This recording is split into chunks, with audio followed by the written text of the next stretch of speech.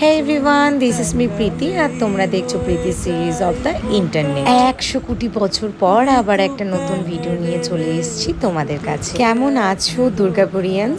আশা করবো অনেক ভালো আছো আর আমিও অনেক ভালো আছি। অনেক দিন পর ইচ্ছে করলো কোথাও বেড়াতে যেতে, তাই বেরিয়ে পড়লাম বন্ধুদের সাথে নিয়ে একটা নতুন ঠিকানায়। তাই দেরি না করে ভাবলাম গল্পটা শেয়ার করি তোমাদের সাথে। ঘড়িতে এখন বাজে ঠিক ওই 5টা সাড়ে 5টার মতো।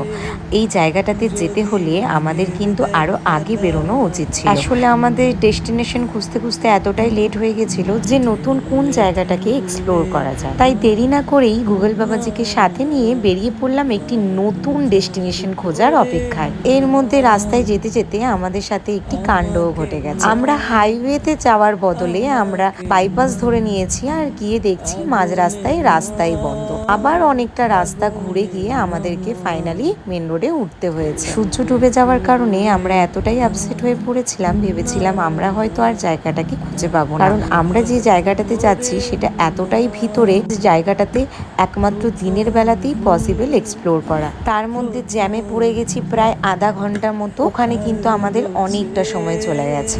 সব মিলিয়ে ভীষণভাবেই উদাস হয়ে পড়ছিলাম। ভেবেছিলাম যে ওখানে হয়তো আর আজকে পৌঁছাতেই পারবো না, কারণ এতটা লেট আর রাস্তায় এতটাই ধুলোবালি ছিল আর তার সাথে ছিল প্রচণ্ডভাবে রাস্তাটা খারাপ। কিন্তু না, মনের অদম্য ইচ্ছা এবং শক্তি নিয়ে আমরা এগিয়ে গেছিলাম আমাদের ডেস্টিনেশনের দিকে এবং ফাইনালি আমাদের ডেস্টিনেশন আমরা খুঁজেও বের করেছিলাম। আমি এক্স্যাক্টলি জানি না এই জায়গাটার নাম কি, তবে আমরা এই জায়গাটাকে হিডেন স্পট বলে গুগল ম্যাপে খুঁজে বার করেছি। আসলে এটি রানীগঞ্জ ইসিএল প্ল্যান্ট অন্তর্গত একটি জায়গা, যেখানে বিভিন্ন রকম খাদান তৈরি হয়েছে কয়লা কাটার পরিবর্তনে। আর এখানেই কিন্তু খাদান মুভিরও শুটিং হয়েছিল। আর তার পাশেই রয়েছে আমাদের এই হিডেন স্পট। ফাইনালি বিভৎস রকম খোঁজার পরে আমরা কিন্তু এই স্পটটাকে খুঁজে পেয়েছিলাম। সো ফাইনালি যখন আমরা আমাদের নতুন জায়গাটা খুঁজে বার করতে পেরেছি, আমাদের দুজনেরই এত আনন্দ হচ্ছিল যে আমরা এই আনন্দ কাউকে বলে বোঝাতে পারবো না। কিন্তু অনেকটাই অন্ধকার হয়ে গেছিল, ঘন জঙ্গলের ভিতর দিয়ে আমাদেরকে যেতে হচ্ছিল। আমরা নিজেরাও জানি না কোথায় যাচ্ছিলাম। একবার জাস্ট দেখো।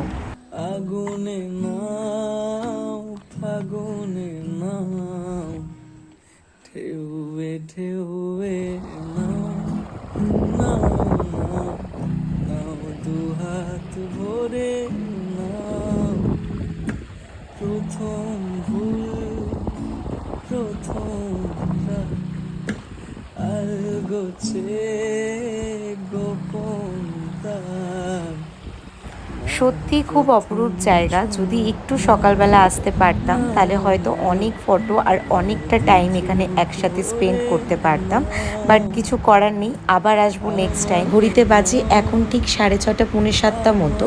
অনেকটাই অন্ধকার নেমে এসছে, যে কারণে কিন্তু আমাদেরকে ওখান থেকে বেরিয়ে যেতে হয়েছে।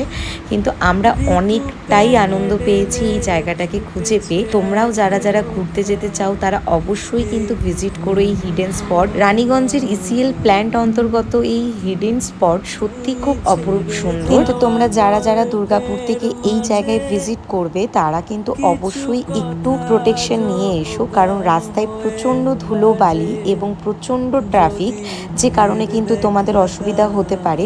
এছাড়াও কিন্তু এখানে ভিজিট করতে হলে একটু সকাল সকাল তোমাদেরকে আসতেই হবে, না হলে তোমরা অন্ধকারে কিছুই এক্সপ্লোর করতে পারবে না।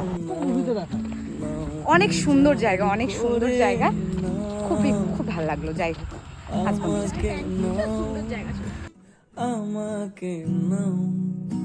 এরপরে বেরিয়ে পড়লাম বাড়ি যাওয়ার উদ্দেশ্যে, কারণ আমাদেরকে অনেকটা রাস্তা আবার ফিরতে হবে। আর এই এতটা রাস্তা চলার মাঝখানে দেখতে পেলাম এই চায়ের দোকানটা, তাই দাঁড়িয়ে পড়লাম একটু চা খাওয়ার উদ্দেশ্যে। মাঝে মধ্যে যদি এরকম ঘুরতে যাই মনটা কিন্তু বেশ ভালো লাগে, আর তোমরাও কিন্তু তোমাদের বন্ধুদেরকে নিয়ে ঘুরে আসতে পারো এই হিডেন স্পট।